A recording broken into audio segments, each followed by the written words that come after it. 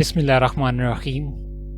तो इस वीडियो में हम 2014 का पहला लॉन्ग क्वेश्चन सॉल्व करेंगे और इससे प्रीवियस वीडियो में हमने शॉर्ट क्वेश्चंस किए थे 2014 के।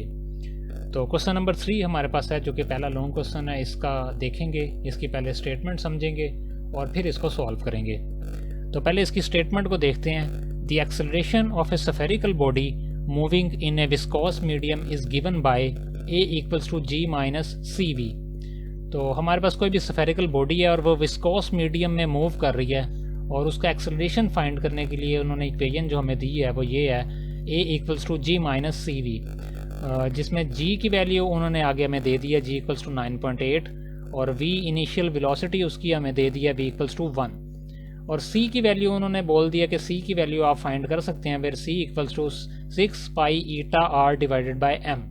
तो इस इक्वेशन से हम C की वैल्यू फाइंड कर सकते हैं। और फर्दर उन्होंने जो कंडीशंस हमें दी हुई हैं, G इक्वल्स टू 9.8, ईटा की वैल्यू उन्होंने दे दी है 1.2, R radius of spherical body, क्योंकि बॉडी स्फेरिकल है तो उसका रेडियस कुछ होगा, वो उन्होंने 0.2 मीटर दे दिया और उसका मैस 1 kg है। इनिशियल पोजीशन उसकी 0 पे पड़ी हुई है, 0 मतलब ओरिजिन पे ही कहीं पे पड़ा होगा वो मैस, और वेलोसिटी 1 मीटर पर सेकेंड इनिशियल वेलोसिटी, और ये एक क्वांटिटी उन्होंने दी है h इक्वल्स टू 0.1 सेकेंड और मैक्सिमम टाइम उन्होंने दे दिया t मैक्सिमम 2.5 सेकेंड्स।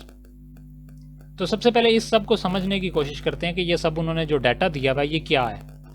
तो पहले तो उन्होंने ये जो एक्सेलरेशन फाइंड करने की हमें एक इक्वेशन दी है, इसमें g की वैल्यू भी दे दी है, v की वैल्यू इनिशियल वेलोसिटी भी दे दी है और c की वैल्यू हम कैलकुलेट कर सकते हैं इस इक्वेशन से, जिसमें ईटा की वैल्यू 1.2 दे दी गई है, r रेडियस ऑफ बॉडी वो दे दिया गया और मैस भी उसका दे दिया गया।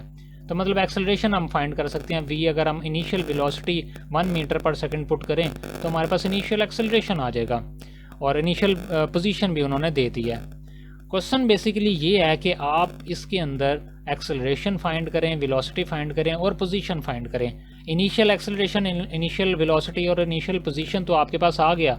इनिशियल पोजीशन 0 है, इनिशियल वेलोसिटी 1 है और इनिशियल वेलोसिटी की वैल्यू पुट कर दें, c की वैल्यू पुट कर दें तो इनिशियल एक्सेलरेशन भी आपके पास आ जाएगा। उन्होंने बोला कि टाइम के रिस्पेक्ट से आप बताएं कि इसका एक्सेलरेशन किस तरह से चेंज हो रहा है, इसकी पोजीशन किस तरह से चेंज हो रही है और वेलोसिटी में क्या चेंज आ रहा है, आपने ये बताना है प्रोग्राम के थ्रू। यहाँ पे मैक्सिमम टाइम दे दिया 2.5, तो मतलब मिनिमम टाइम हम जो लेंगे वो t इक्वल्स टू 0 से स्टार्ट करेंगे, मतलब टाइम 0 से स्टार्ट करेंगे और 2.5 सेकंड तक जो भी इसका मोशन होगा विस्कोस मीडियम में उसके लिए हम प्रोग्राम बनाएंगे और उसको डिस्क्राइब करके देंगे उस मोशन को। तो उन्होंने क्या पूछा हुआ हमसे कि write MATLAB program to plot and print time, position, velocity and acceleration values. तो पोजीशन, वेलोसिटी, एक्सेलरेशन की वैल्यूज़ आपने प्लॉट करनी है टाइम के अगेंस्ट और उनको प्रिंट भी करना है और प्लॉट भी करना है। ठीक है, तो अभी देखेंगे प्रिंट करना क्या है और प्लॉट करना क्या है। प्लॉट करना तो बेसिकली ग्राफ बनाना हो गया, तो प्रिंट करना क्या होगा इसको भी अभी देखेंगे।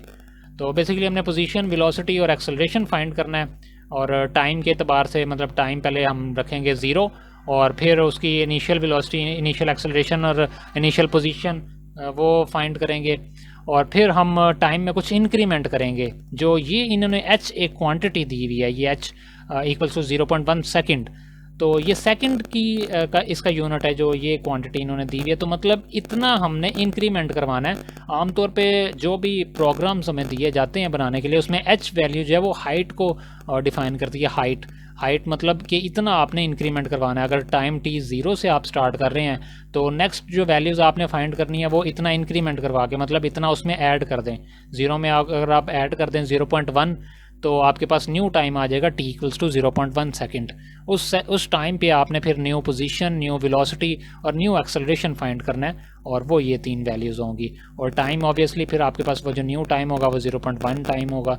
तो ये चारों वैल्यूज़ आपने प्लॉट करनी है और इसको प्रिंट भी करना है। फिर इसके बाद दोबारा से फिर 0.1 में आपने इंक्रीमेंट और करवाना है 0.1 का दोबारा से, तो वो न्यू टाइम आपके पास आएगा। फिर आप पोजीशन, वेलोसिटी, एक्सेलरेशन मेजर करेंगे।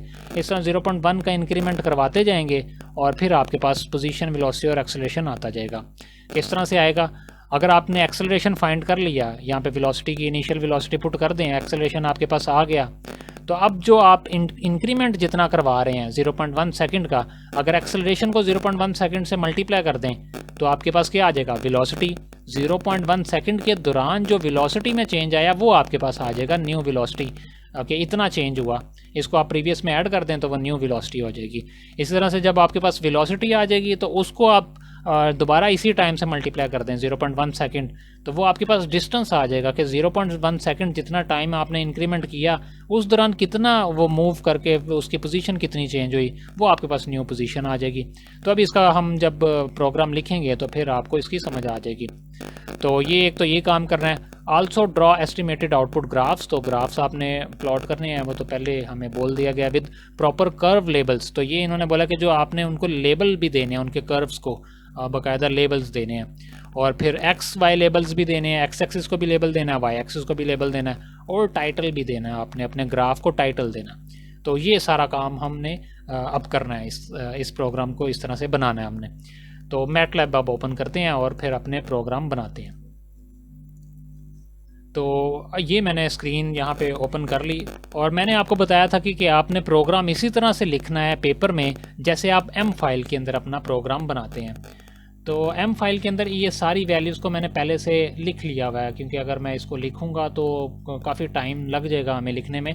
इसको मैं वैसे वेरीफाई करता जाता हूँ साथ साथ, और आपको बताता जाता हूँ ये कैसे मैंने वैल्यूज़ पुट की हुई हैं। तो सबसे पहले मैंने बॉडी का मैस m=1 है, तो मैंने एक m वेरिएबल ले लिया, उसको मैंने 1 रख दिया।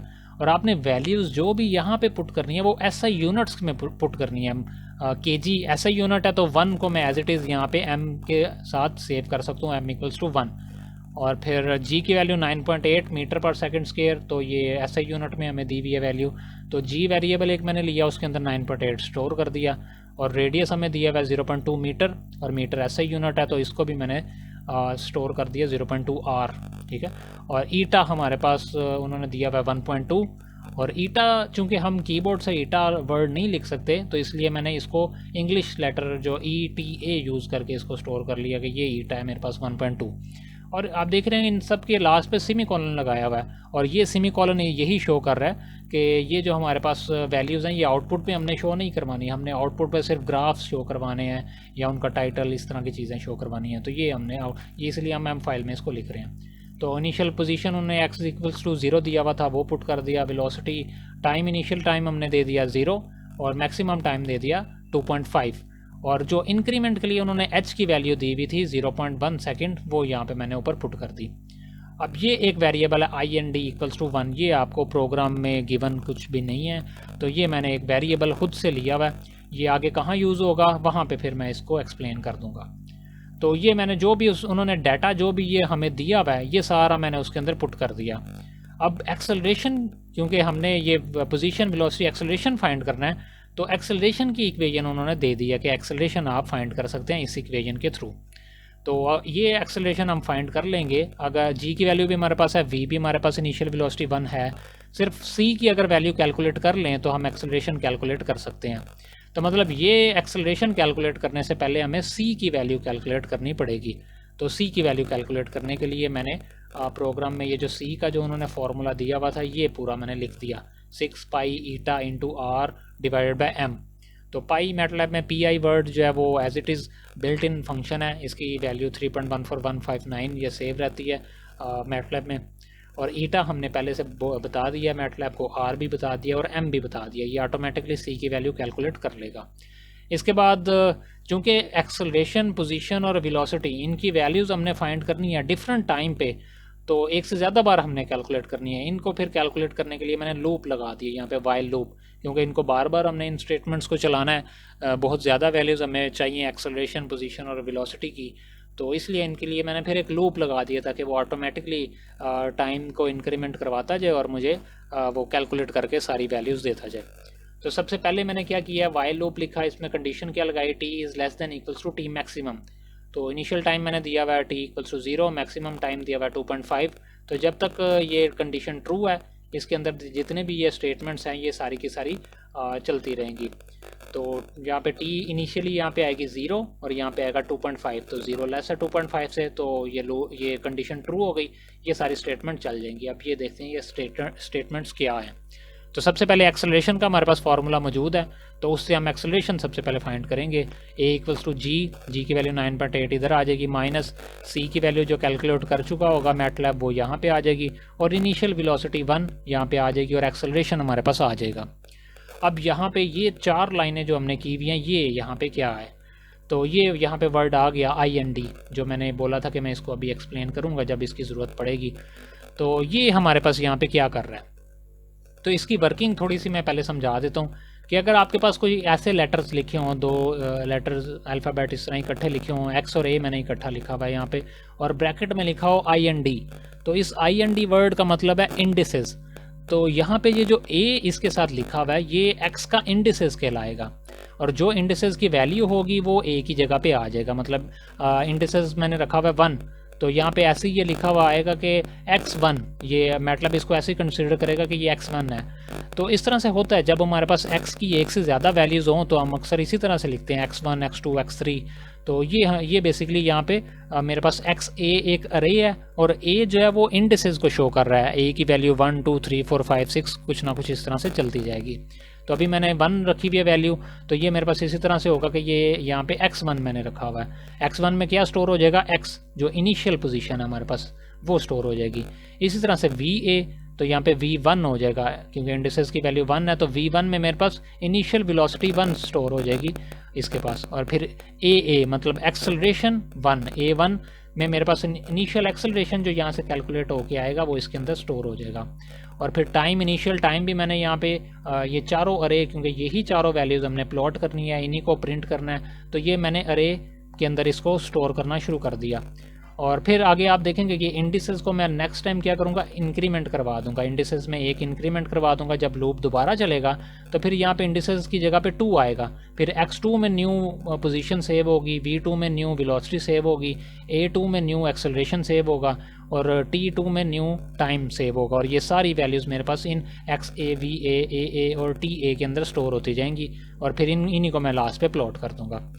तो ये तो मेरे पास ये अरेज हो गई। इसके बाद पोजीशन न्यू कैसे कैलकुलेट करेंगे हम, जब आपके पास वेलोसिटी है, आपके पास किसी भी टाइम पे V वेलोसिटी आपके पास मौजूद है, उस वेलोसिटी को इनिशियल वेलोसिटी वो कहलाएगी ना। तो इनिशियल वेलोसिटी अगर आपके पास है और आप उसको मल्टीप्लाई कर दें किसी टाइम से, जो नेक्स्ट टाइम आप ले रहे हैं कि इस टाइम इंटरवल के दरमियान में कितना फासला तय करेगी बॉडी, तो वेलोसिटी को टाइम से मल्टीप्लाई कर दें तो आपके पास डिस्टेंस आ जाएगा कि इतना डिस्टेंस तय करेगी।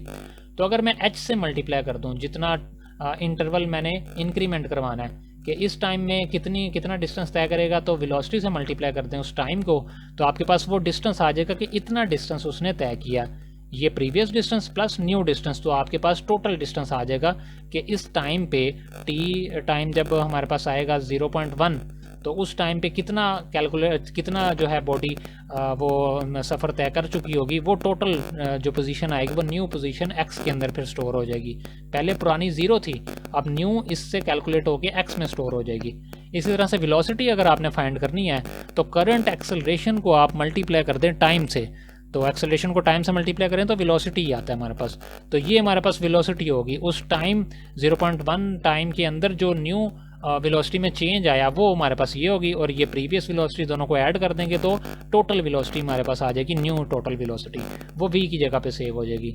और ये टाइम तो इजीली समझा जा सकता है कि प्रीवियस टाइम आपके पास था 0 और न्यू टाइम जिस पे आप अब कैलकुलेट कर रहे हैं वो 0.1 है, तो प्रीवियस प्लस न्यू, तो आपके पास टोटल टाइम t आ जाएगा, वो t अब यहाँ पे स्टोर हो जाएगा। और जब ये लूप दोबारा चलेगा तो t की जगह पे आ जाएगा 0.1, और वो अभी भी लेस है 2.5 से, तो दोबारा ये सारी स्टेटमेंट चलेंगी। और इस तरह से हर बार ये न्यू वेलोसिटीज, न्यू एक्सेलरेशन और न्यू टाइम और पोजीशन कैलकुलेट करता जाएगा और इन अरेज के अंदर स्टोर करता जाएगा। अब देखें ये न्यू जो पोजीशन होगी ये दोबारा जब ऊपर आएगी तो फिर ये इसके अंदर x2 हो जाएगा, हमारे पास इंडिसेस की वैल्यू 2 होगी, वो स्टोर हो जाएगी, न्यू पोजीशन, वेलोसिटी, एक्सेलरेशन और टाइम। और ये लूप चलता रहेगा जब तक कि 2.5 नहीं आ जाता यहाँ पे t की जगह, और वो लूप चलेगा लास्ट टाइम और फिर ये लूप बंद हो जाएगा। तो इस तरह से ये वाइल लूप चलेगा, एंड जहाँ पे लिखा होगा वहाँ तक वो लूप चलता रहेगा, उस तक जितनी भी स्टेटमेंट होंगी तब तक ये लूप चलता रहेगा उन स्टेटमेंट्स के ऊपर। तो एंड बताएगा कि यहाँ तक बस ये लूप है। तो उसके बाद क्योंकि हमने इसको प्लॉट करना है, तो आप चाहें तो टाइम और पोजीशन ग्राफ बना सकते हैं, और वेलोसिटी टाइम ग्राफ और एक्सेलरेशन टाइम ग्राफ, 3 अलग से ग्राफ प्लॉट कर सकते हैं।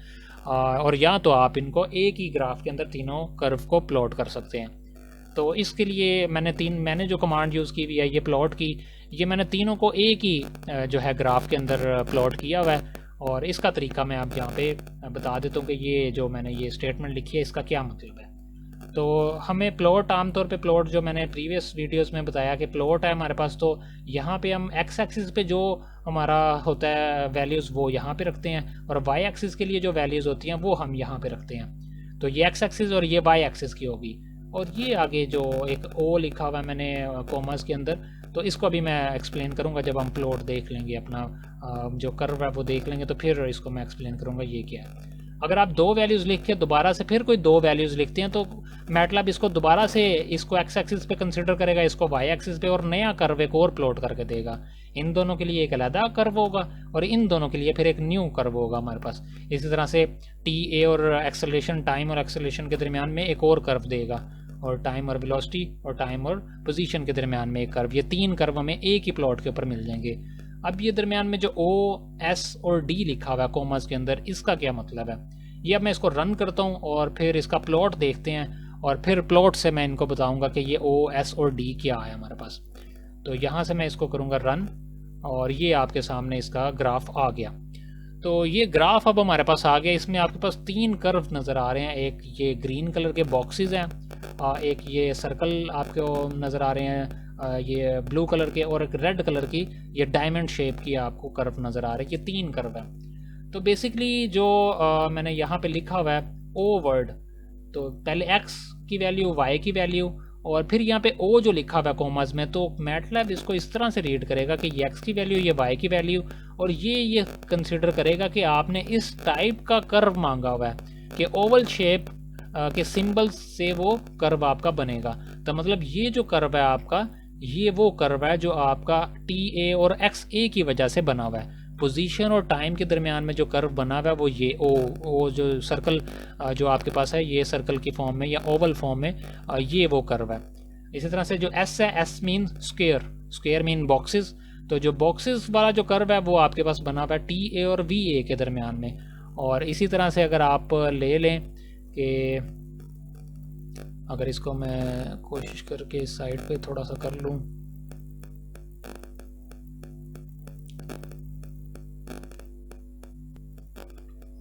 तो ये हमारे पास जो है कर्व, इसको हम देख लेते हैं। तो ये डी वर्ड है, डी मीन्स डायमंड, तो डायमंड जो है डी से डायमंड, और ये जो डायमंड फॉर्म में जो हमारे पास जो कर्व आ रहा है वो बेसिकली हमारे पास आया हुआ है इस फॉर्म में। तो इसको ये हमारे पास हो गया इसका जो ग्राफ है। और नेक्स्ट अब देखते हैं कि नेक्स्ट हमारे पास जो स्टेटमेंट्स हैं वो क्या शो कर रही हैं। तो ये ग्राफ हमारे पास कंप्लीट हो गया। अब नेक्स्ट स्टेटमेंट्स देखते हैं। तो ये ग्राफ हमारे पास आ गया। अब हमने, चूंकि उन्होंने बोला था कि लेबल भी देने हैं आपने, एक्स एक्सिस को, वाई एक्सिस को, इनको लेबल्स भी देने हैं। तो एक्स एक्सिस के ऊपर हमने टाइम चूंकि रखा हुआ है, और टाइम तो तीनों कर्व्स के लिए सेम है, तो उसके लिए हमने जो है लेबल अगर आपने देना है ग्राफ को, तो पहले आप ऐसे कर लें कि ग्राफ जो है प्लॉट कर लें, मतलब प्लॉट की कमांड पहले आप यूज़ कर लें, और फिर उसके बाद नीचे कमांड यूज़ कर लें लेबल देने के लिए। तो लेबल मतलब जो आपने जो हमने अभी ये ग्राफ देखा, इसमें आप ये देख रहे हैं यहाँ पे नीचे एक्स एक्सिस के लिए टाइम लिखा हुआ आ रहा है। तो ये किस तरह से आएगा, ये इसी तरह से आएगा कि आपने यहाँ पे जो ये कमांड लगाएंगे, जब आप लेबल मतलब एक्स लेबल लिखेंगे, ये कमांड है कि एक्स एक्सिस को लेबल देने लगे हम, तो एक्स लेबल, और ब्रैकेट के अंदर ये कॉमास के अंदर जो भी आप लिखेंगे, मैंने ये टाइम लिखा हुआ है, तो वो क्या करेगा, वो टाइम को शो कर देगा आउटपुट पे जो हमारे पास ग्राफ आएगा, उसके साथ यहाँ पे ये टाइम लिख देगा एक्स एक्सिस के लिए। और इसी तरह से हमारे पास जो वाई एक्सिस है उसके लिए हमने लेबल देना है। वाई एक्सिस पे चूंकि मेरे पास पोजीशन भी है, वेलोसिटी भी है और एक्सेलरेशन भी है, तो उसके लेबल के लिए मैंने ब्रैकेट में कॉमास के अंदर plot of position, velocity and acceleration versus time लिख दिया है। तो इससे क्या होगा, हमारे पास जो ग्राफ बनेगा वो उसके जो वाई एक्सिस पे इस तरह से लिखा हुआ आएगा, plot of position, velocity and acceleration. तो यहाँ पे पोजीशन भी पता चल जाएगा और वेलोसिटी भी पता चल जाएगा और एक्सेलरेशन भी हमें ये तीनों यहाँ से पता चल गया कि ये तीनों का ये कर्व, 3 कर्व्स जो हैं वो यही हैं, पोजीशन, वेलोसिटी एंड एक्सेलरेशन। तो ये हो गया। अब इसके बाद ये लेजेंड एक कमांड यूज़ की हुई है, और ये बेसिकली किस लिए है, इसको मैं अब थोड़ा सा एक्सप्लेन करता हूँ। तो यहाँ पे इन्होंने जो प्रोग्राम में एक बोला था कि also draw estimated output graphs with proper curves labels. ठीक है, तो कर्व लेबल भी आपने देना है, आपने बताना है कि जो कर्व है, जो कौन सा कर्व किसके लिए है। तो इसलिए जो है ना, आपको ये कर्व को लेबल भी देना पड़ेगा। एक्स वाई लेबल तो देने हैं, कर्व को भी लेबल देना है आपको। ठीक है, तो ये देखें आप यहाँ पे कि इसलिए मैंने इनको सिंबल से शो किया, ना कि लाइन से। अगर लाइनों से मैं शो करता तो मुझे हर बार हर कर्व के ऊपर यहाँ पे लिखना पड़ना था कि ये मेरे पास पोजीशन वाला कर्व है, ये मेरे पास वेलोसिटी वाला कर्व है और ये एक्सेलरेशन वाला। तो मैंने सिंबल से इनको शो कर दिया। और यहाँ पे एक छोटा सा ये बॉक्स नज़र आ रहा है आपको, जो कि बता रहा है कि ये जो ओ सिंबल है ये पोजीशन वाला कर्व है, और ये स्क्वायर वाला जो आपके पास सिंबल है वो वेलोसिटी वाला कर्व है, और डायमंड वाला कर्व एक्सेलरेशन वाला कर्व है। तो ये मैंने लेबल दे दिया, मेरे जो अपने कर्व्स हैं उनको लेबल दे दिया ये मैंने। ठीक है, तो इस तरीके से आप लेबल दे सकते हैं अपने कर्व को।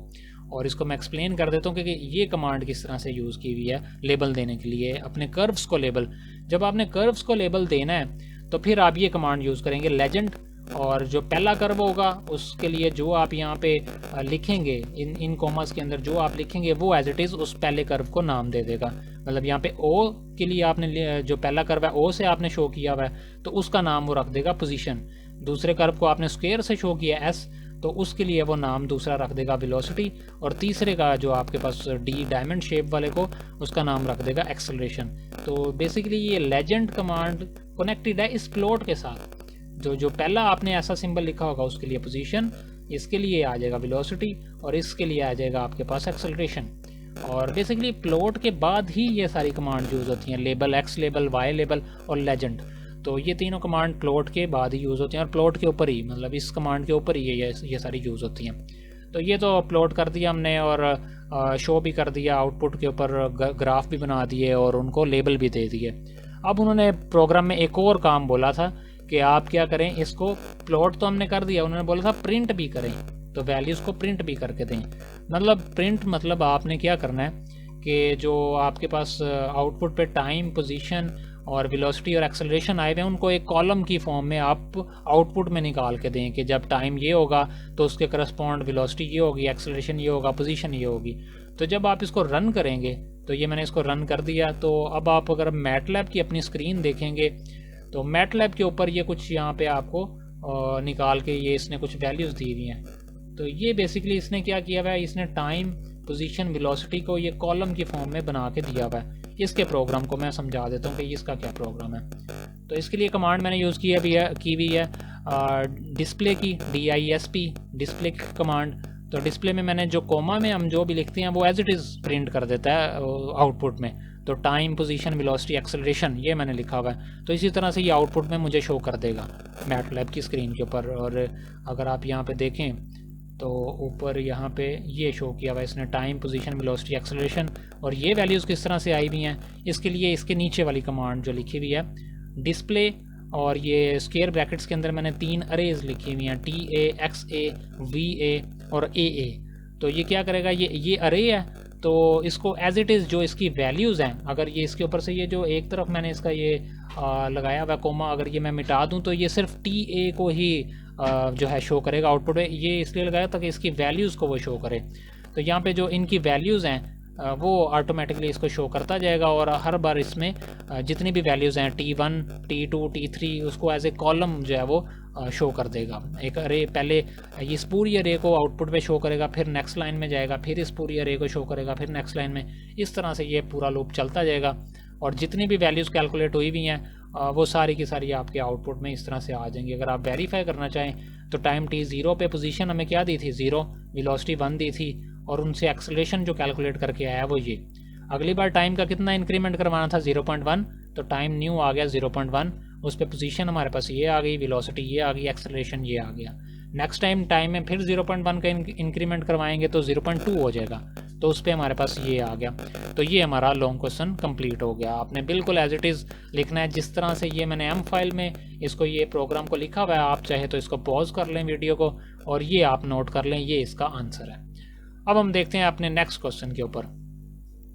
तो इसका जो दूसरा पार्ट है, B part, how randomly generated points can be use to show Brownian motion.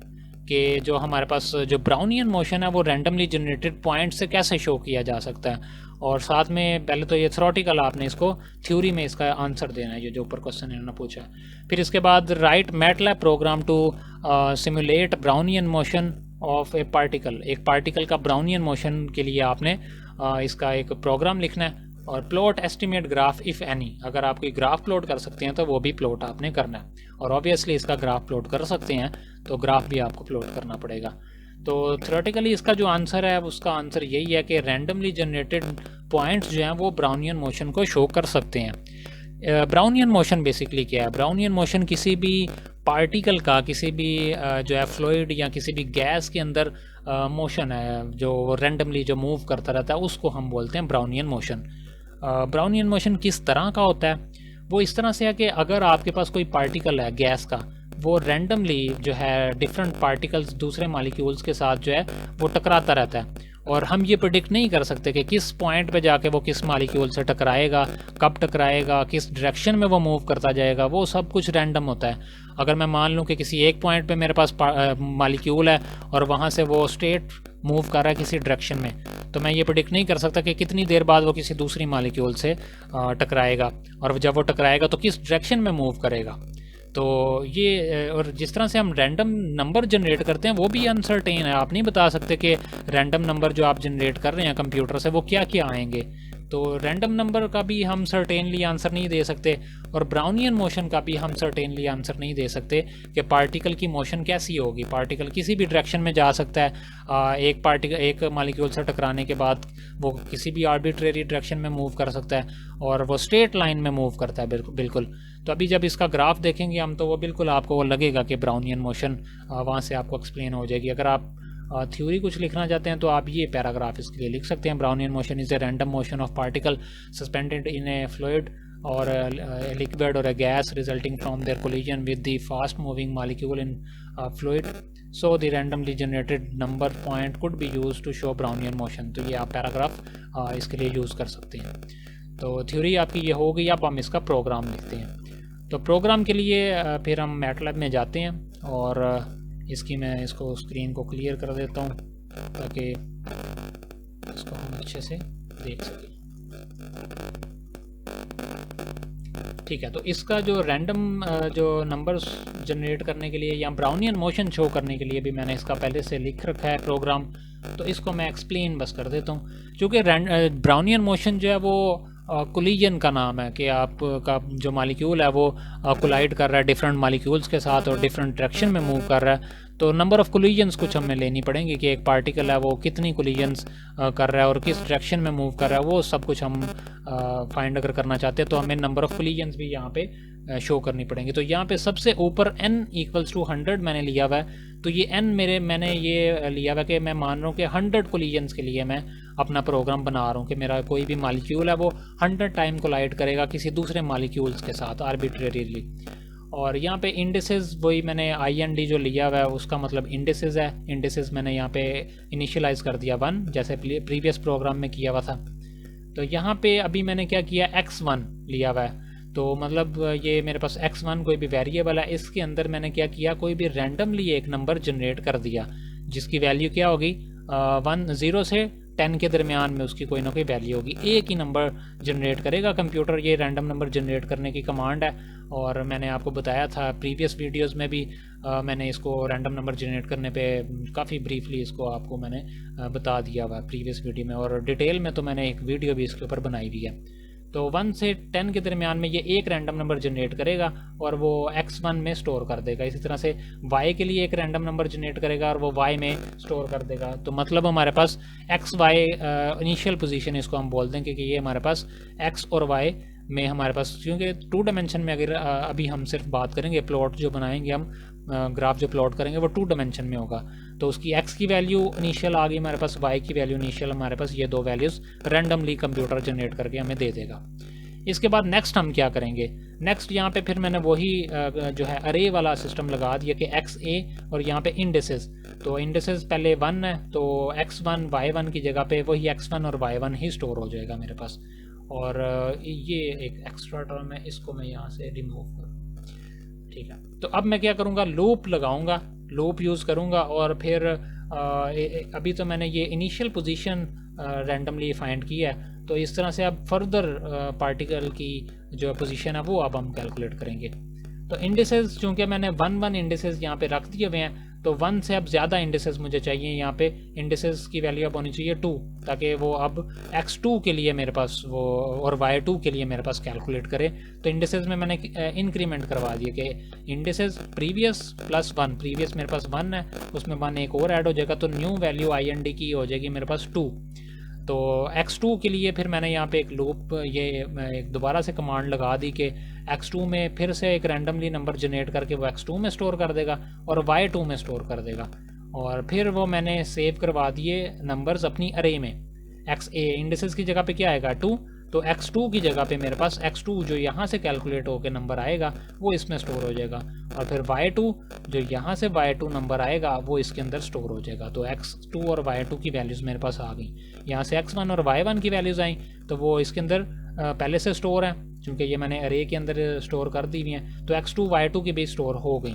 और लूप मैंने ये जो लगाया हुआ है फॉर लूप, ये मैंने लगाया हुआ है i = 1 to n के ये यहाँ पे 1 से स्टार्ट होगा और n तक चलता जाएगा, और हर बार इसमें 1 का इंक्रीमेंट करवाता जाएगा। ठीक है, तो इसमें कॉलन किस तरह से यूज़ होता है लूप के लिए, ये इस पर भी मैंने एक वीडियो बनाई हुई है, आप वो देख सकते हैं कि ये एक लूप की तरह ही काम करेगा। 1 से स्टार्ट करेगा और 100 टाइम ये लूप को चलाता रहेगा, और फिर 100 टाइम ये जब हर बार ये जब लूप चलता रहेगा तो इंडिसेस में 1 का इंक्रीमेंट होता जाएगा, और जो न्यू वैल्यूज़ यहाँ से कैलकुलेट होकर आती जाएंगी वो न्यू इंडिसेस की जगह पे स्टोर होती जाएंगी। मतलब x2 और y2 की जगह स्टोर हो गई, अगली बार जब लूप चलेगा तो इंडिसेस 3 हो जाएगा, तो x3 और y3 की जगह पे स्टोर हो जाएंगी वैल्यूज़ जो यहाँ से कैलकुलेट होकर इधर आएंगी, और फिर इस तरह से हमारे पास 100 वैल्यूज़ आ जाएंगी और वो हमारे पास अरे के अंदर स्टोर हो जाएंगी। फिर यहाँ पे लूप हमारा कंप्लीट हो गया, और सिंपल प्लॉट की कमांड मैंने यूज़ की xa और ya, ये दोनों अरेज के पॉइंट्स को हमें प्लॉट करके दे देगा, और प्लॉट का जो टाइटल है वो मैंने रख दिया ब्राउनियन मोशन। तो अब इसको मैं अगर रन करूँगा तो ये आउटपुट में मुझे ये ब्राउनियन मोशन इस तरह का इसने मुझे प्लॉट बना के दे दिया। तो ये बेसिकली जो इस तरह का मोशन है, ये रैंडम मोशन जो है ये ब्राउनियन मोशन ही है। आप इसको प्रेडिक्ट नहीं कर सकते ग्राफ। अभी आपके पास ये ग्राफ बना, अगर मैं इसको कैंसिल करके दोबारा से रन करता हूँ तो आप देखेंगे कि न्यू ग्राफ फिर से मेरे पास कोई नया ग्राफ आ जाएगा। अगर मैं इसको क्लोज कर देता हूँ और इसको दोबारा से अगर मैं रन करता हूँ तो मेरे पास है अब ये ग्राफ। अगर आप प्रीवियस के जो ग्राफ आया था अगर आप स्नैपशॉट लेके रख लें तो आप देखेंगे ये दोनों डिफरेंट ग्राफ होंगे।